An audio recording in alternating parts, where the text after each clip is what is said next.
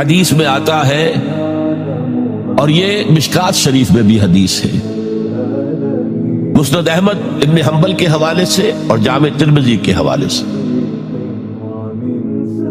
حضور فرماتے ہیں حارث اشعری رضی اللہ تعالیٰ عنہ اس کے راوی ہے، انی آمرکم بخمس، مسلمانوں میں تمہیں 5 باتوں کا حکم دے رہا ہوں، اللہ امرنی بہن، ایک روایت میں یہ اضافی الفاظ ہے، اللہ نے مجھے حکم دیا ہے ان کا، اپنی طرف سے نہیں دے رہا، حالانکہ حضور کو اختیار تھا آپ اپنی طرف سے بھی حکم دے سکتے۔ وہ 5 باتیں کیا ہیں؟ بالجماعت والسمع والطاعت والہجرت والجہاد فی سبیل اللہ۔ کتنا بڑا مجموعہ اس وقت یہاں ہے، کیا میں پوچھ سکتا ہوں کتنے لوگوں نے یہ حدیث سنی ہے آج سے پہلے؟ ذرا ہاتھ اٹھائیں، کیا وجہ؟ دیکھیے 5 چیزیں وہ ہیں جو ہم میں سے ہر ایک کو یاد ہے، حدیث یاد ہونا ہو اس کا ایسنس تو یاد ہے۔ بنی الاسلام علی 5، شہادت لا الہ الا اللہ وان محمد رسول اللہ، واقام الصلاۃ وایتاء الزکاۃ وصوم رمضان وحج البیت من استطاع الیہ سبیلا۔ اس کو نہیں معلوم 5 ارکان اسلام؟ اور کس نے فرمایا؟ یہ حضور نے، اور یہ کلام خبریہ ہے، بنی الاسلام علی 5، اس میں امر کا انداز نہیں ہے، خبر ہے۔ اسلام کی تعبیر 5 بنیادوں پر ہے، یہ حدیث ہمیں یاد ہے، اور جس کے کہہ رہے ہیں میں حکم دیتا ہوں تمہیں اور اللہ نے مجھے حکم دیا ہے، یہ 5 باتیں ہمارے ذہن سے نکل گئی، اس لیے کہ ہمارے ذہن میں اسلام کا تصور مذہب کا ہے، دین کا ہے ہی نہیں۔ ہم وہی سمجھتے ہیں کہ نماز، ایک تو یہ کہ ہمارے عقائد ٹھیک ہو، نماز روزہ حج زکوٰۃ کا تقاضا ہو، اور کچھ جو ہمارے سوشل کسٹمز ہیں، عیدیں منائے، جمعہ پڑھے، قربانیاں دیا کریں عید الاضحیٰ میں، بچے کا عقیقہ کریں، مردے کو دفنائیں کفنائیں، شادی ہو تو ایجاب و قبول کرائیں، پھیرے نہیں ڈلوائیں گے، بھئی یہ ہمارا دین ہے، ہمارا مذہب ہے، مذہب دین نہیں ہے، یہ دین کا تصور ہی نہیں۔ ہم اتنے خوگر ہو گئے محکومیت کے کہ دین کی اقامت کا تصور، دین کو غالب کرنے کا تصور ہمارے ذہن سے نکل گیا، ذہن میں ہے ہی نہیں۔ علماء کو بھی اجنبی سی بات لگتی ہے، یہ کیا بات کہہ رہے ہیں، یہ تو اجنبی سی بات ہے، اس لیے کہ ہمارے ذہنوں سے تصور نکل۔ پہلے مسلمان بادشاہ تھے، ملوکیت تھی، وہ اسلام تو نہیں تھا، اسلامی نظام تو خلافت راشدہ کا تھا، ابو بکر اور عمر اور عثمان اور علی اور حضرت حسن کو میں مزید شامل کرتا، تب 30 برس بنتے جو حضور نے فرمایا تھا کہ یہ 30 برس خلافت ہے،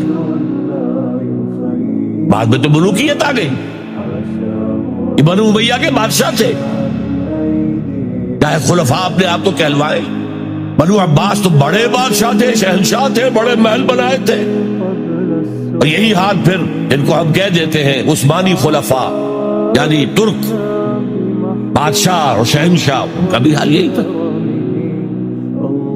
اسلام کا۔ اس کے بعد آ گئے انگریز،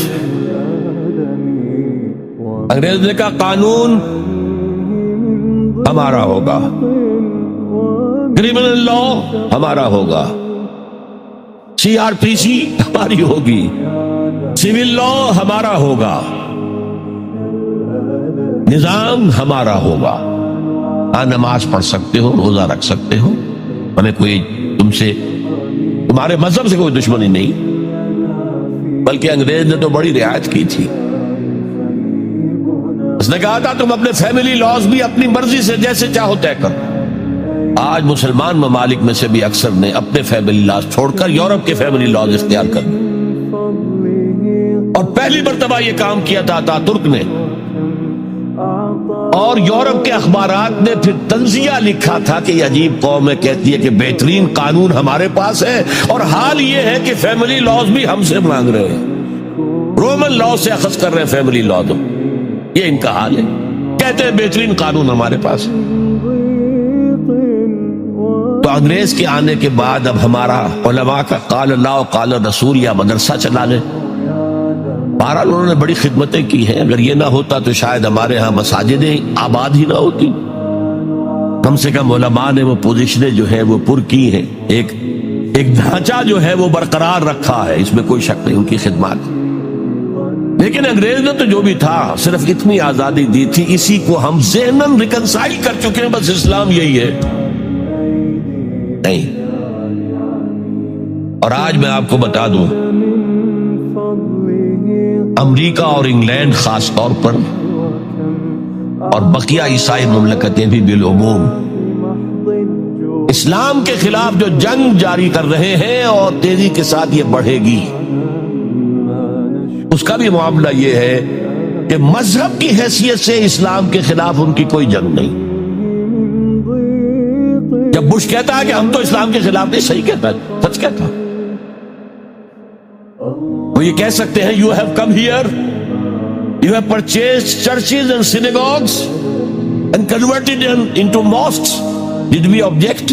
تم یہاں آئے, تم نے چرچ خرید کے مسجد بنا لی, سینیگوگ یہودیوں کا خریدا اور مسجد بنا لی. ہم نے کبھی روکا تمہیں؟ تم نمازیں پڑھتے ہو, ہم نے روکا. روزے رکھتے ہو, ہم نے روکا. بلکہ رمضان میں وائٹ ہاؤس میں ایک افطاری بھی دے دیتے ہیں تمہیں, سیریمونیل. تمہاری عید ہے, بقرہ عید ہے, ہم کو کومیموریٹو سٹیمپس جاری کر دیتے ہیں. یہ عید کا جو ہے ڈاک کا ٹکٹ ہے اور یہ بقرہ عید کا ہے. تو مذہب سے تو ہمیں کوئی اعتراض نہیں, لیکن اسلام کا سیاسی, معاشی اور سماجی نظام nothing doing. We will not bear it. نظام ہمارا ہوگا. اور سمجھ لیجئے یہ تاریخ نے پورا سرکل, ایک گھیرا پورا کر لیا. وہ جو مولانا حالی نے کہا تھا, اے خاصہ خاصان رسول وقت دعا ہے, امت میں تیری آ کے عجب وقت پڑا ہے. وہ دی جو بڑی شان سے نکلا تھا وطن سے, پردیس میں وہ آج غریب الغرباء ہے. کس شان سے نکلا تھا اسلام, اور آج بالکل ریورس ہو گیا معاملہ. اسلام نے یہ کہا تھا اسلام لے آؤ, ہمارے برابر کے بھائی ہو جاؤ گے. ہم یہ بھی نہیں کہیں گے ہم پرانے مسلمان ہیں, سینئر مسلمان ہیں, ہمارے حقوق زیادہ ہیں, تم نیو کمرز ہو, نو مسلم ہو, تمہارے حقوق نہیں. بالکل برابر. یہ نہیں تو اسلام کی بالادستی قبول کرو, چھوٹے ہو کر رہو, ہاتھ سے جزیہ پیش کرو. یؤتوا الجزیۃ عن ید وہم صاغرون. پھر تم یہودی رہو مذہب کے طور پر. نظام ہمارا ہوگا دین حق کا, وہ غالب ہم نے کرنا ہے. محمد الرسول اللہ بھیجے گئے دین کو غالب کرنے کے لیے. ہمارے اندر طاقت نہ ہو تو کیا کریں, مجبور ہے. لیکن طاقت ہو اور پھر دین کو غالب نہ کریں تو ہم تو غدار ہیں اللہ کے. لہذا کیا کہتے تھے, ایمان لے آؤ برابر کے ہو جاؤ گے, نہیں تو رہو تم عیسائی رہو, یہودی رہو, مجوسی رہو. ابھی شروع میں ان تین سے ہی معاملہ چلا, لیکن اسلام کی بالادستی نظام ہمارا ہوگا, باقی تم نیچے رہو. اور اگر یہ بھی منظور نہیں تو آؤ, تلوار ہمارے اور تمہارے درمیان فیصلہ کرے گی. یہی بات تھی کہ نہیں؟ آج وہی بش کہہ رہا, نظام ہمارا ہوگا, اس نظام کے نیچے تم رہو, مسلمان رہو, ہندو رہو, عیسائی رہو, کچھ رہو. یہ بالکل برعکس کیفیت ہے. آج کا مسلمان جو ہے ان چیزوں سے اس لیے ذہناً غافل ہے کہ حضور کی اتنی تاکیدی حدیث, انی آمرکم بخمس اللہ امرنی بہن بالجماعت والسمع والطاعت والہجرت والجہاد فی سبیل اللہ, کبھی منبر سے نہ سنائی گئی, نہ کبھی سنی گئی. اس لیے کہ یہ اس عمل کا نام ہے جو دین کو قائم کرنے کے لیے